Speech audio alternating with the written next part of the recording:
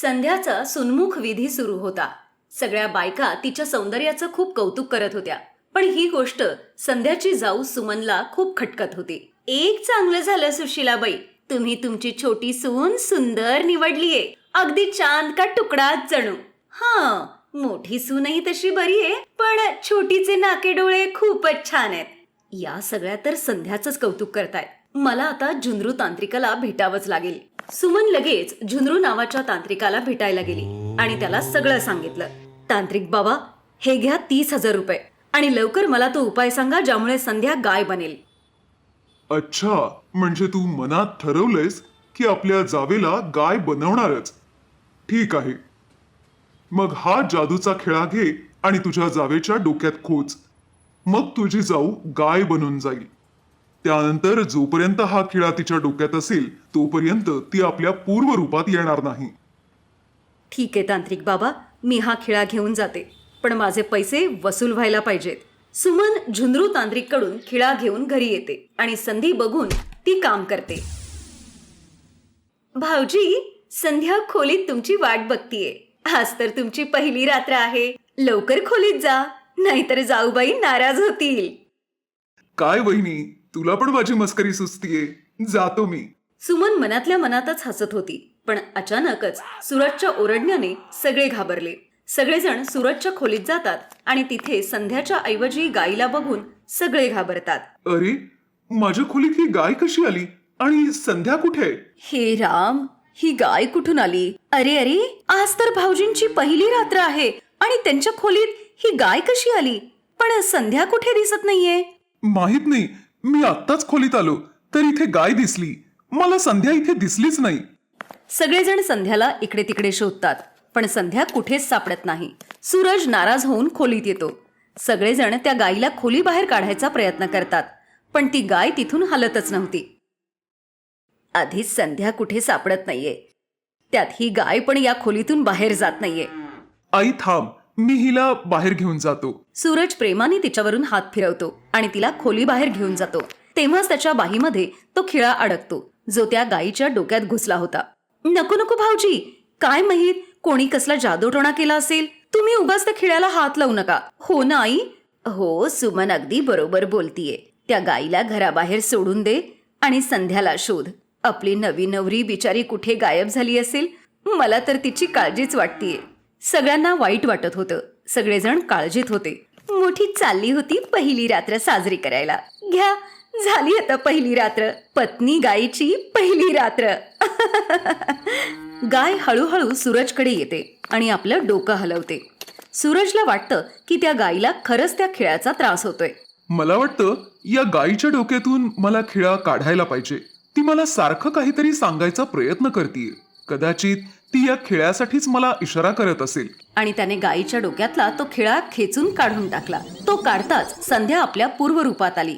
हे सगळं काय आहे संध्या? तू गाय कशी बनलीस? हे सगळं सुमन वहिनींनी केलंय. मी तुम्हाला सगळं खरं खरं सांगते. माझ्या केसांचा आंबाडा होता, मी तो सोडत होते.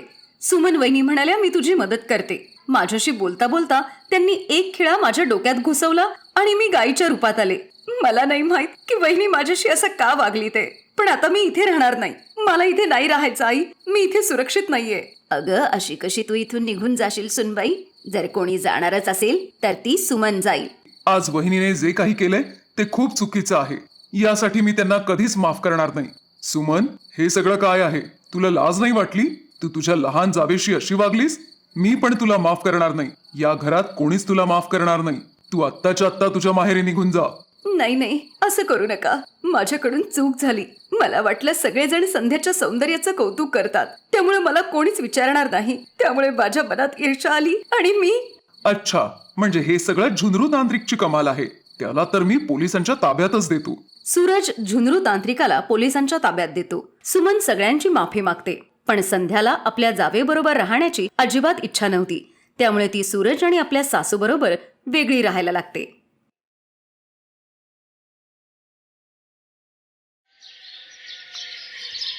रीती, नीती, प्रीती, कुठे आहात? चला खाऊन घ्या.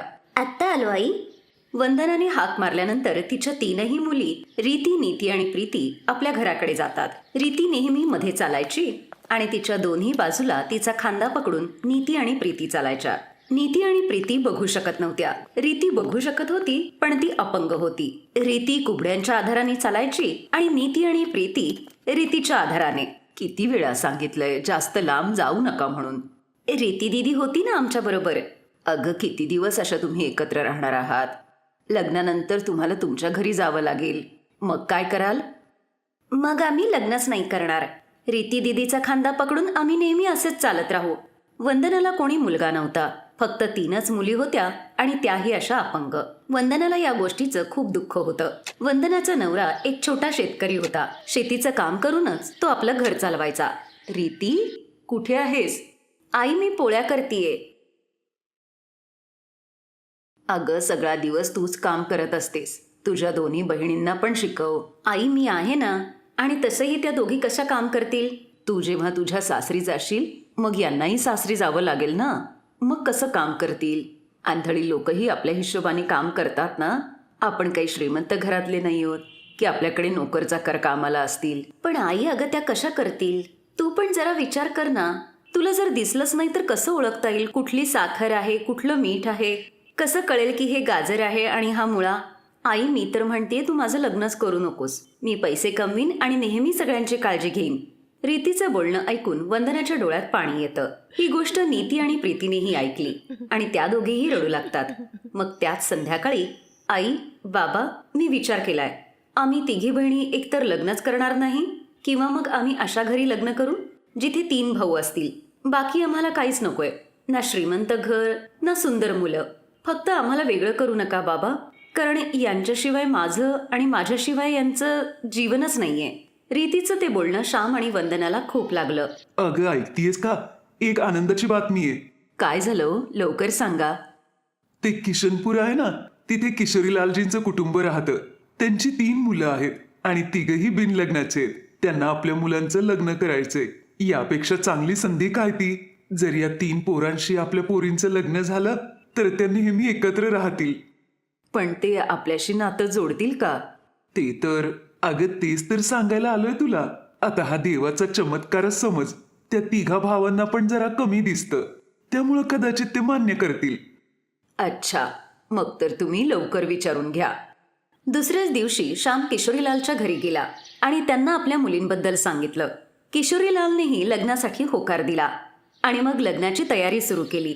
तिघी बहिणीही खूप खुश होत्या. मग लग्नाचा दिवसही उजाडला आणि सप्तपदीच्या आधी. 1 मिनिट थांबा गुरुजी, एवढी घाई तरी काय आहे? हा तर श्यामजी, जरा हुंड्या-बिंड्याचं तर सांगा मला. पण हुंड्याचं तर काही बोलणंच झालं नव्हतं किशोरीलालजी. आणि जेवढं माझ्याकडून होतंय तेवढं तर मी करतोच आहे. अरे मग आम्ही थोडंच आमच्यासाठी मागतोय. तुम्ही 3 पोरी देताय. उद्या उठून पोरं फिरायला गेली कुठे तर काय रिक्षात आणि बसचे धक्के खात जातील का? तुम्ही असं करा, एक अशी कार द्या ज्याच्यात 7 लोक मावतील. बस, बाकी आम्हाला काही नको. पण असली कार तर खूप महाग असेल. मी गरीब, कुठून आणू एवढे पैसे? तुम्हीच सांगा. अरे पण मी आता कुठं मागतोय. आम्ही तुझ्या 3 पोरींना लग्न करून घेऊन जातो. ठीक आहे? मग 1 महिन्याने तू कार घेऊन ये. आणि नाही घेऊन आलास तर तू तुझ्या 3 पोरींना घेऊन जा. ही काय पद्धत झाली किशोरीलाल? तुझ्या पोरांचं लग्न करायला आलायस का सौदा करायला आलायस? सरपंचजी, तुम्ही गप्प बसा. एवढ्यात जर जीव असेल ना या आंधळ्या आणि लंगड्या पोरीवर तर तुम्हीच घेऊन जा ना त्यांना आपल्या घरी सून म्हणून. नेलं पण असतं. पण माझा एकच मुलगा आहे. पण 3 असले असते ना तर तुझ्या समोर यांना इथून लग्न करून घेऊन गेलो असतो आणि तुला चपलेने मारून या गावातून बाहेर काढलं असतं. चपलेने मारून. हो, मग आम्ही निघून जातो. शोधत बसा असं घर या लंगड्या आणि आंधळ्या पोरींसाठी. मी पण बघतोच बिना हुंड्याचं कोण यांच्याशी लग्न करता येते. विमल, इकडे ये. श्याम, मला सांग, तू तुझ्या कुठल्या पोरीचं लग्न माझ्या पोराशी लावून देऊ शकतो? सांग. सरपंच साहेब, तुमच्या या प्रस्तावाबद्दल खूप धन्यवाद. पण आम्ही तिघी वेगळं नाही राहू शकत. माझ्या बहिणी माझ्याच आधारावर आहेत. त्यामुळे आम्ही तिघी एकाच घरात जाऊ. नाहीतर लग्न तर होणार पोरी, आणि या लालची किशोरीलाल समोरच होणार. श्याम, माझा एकच पोरगा आहे. आणि तुला जरा विचित्र वाटेल, पण आता काही पर्याय नाहीये. मी माझा शब्द दिलाय. मी तुझ्या तिन्ही पोरींचा हात माझ्या विमलसाठी मागतो. सांग, तुला मान्य आहे? सरपंचाचं बोलणं ऐकून तिथे प्रत्येकजण हैराण होतं. तेव्हाच नीती आणि प्रीती रीतीच्या खांद्यावर हात ठेवून सरपंचांना नमस्कार करतात. आणि मग त्याच मांडवात या तिघी बहिणींचं विमल बरोबर लग्न होतं. आणि मग तिघी बहिणींनी अग्नीला साक्ष मानून एकाच मुलाला आपला पती मानला. आणि तो मुलगा बनला 3 बहिणींचा एक पती. मग किशोरीलाल आपल्या 3 मुलांबरोबर रिकाम्या हाताने बेइज्जत होऊन तिथून निघून गेला. Best buddies.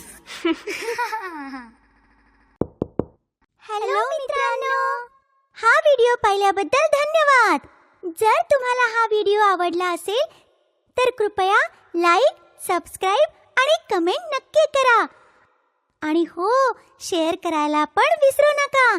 अजून असेच मजेदार व्हिडिओ पाहण्यासाठी खाली दिलेल्या घंटीला दाबा. बघत रहा बेस्ट बडीज.